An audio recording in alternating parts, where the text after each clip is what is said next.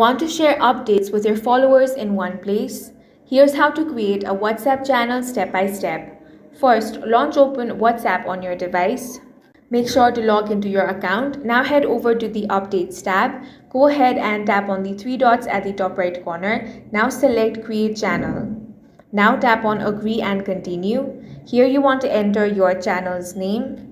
Now if you want to describe your channel, go ahead and type it in. Including a description is useful for your followers. Now tap on Create Channel. Wait for some time.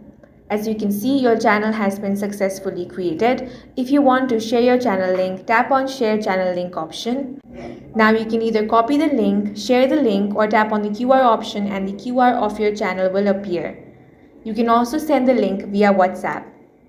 If you want this link to be shared on your status, tap on Share to My Status option and you can easily share it. From there as well, people can join you. You can share your channel's link anywhere, social media, email, or directly in chat so that people can join your channel. And that's all for this video. If you found it useful, make sure to hit the like button and subscribe for more videos like this.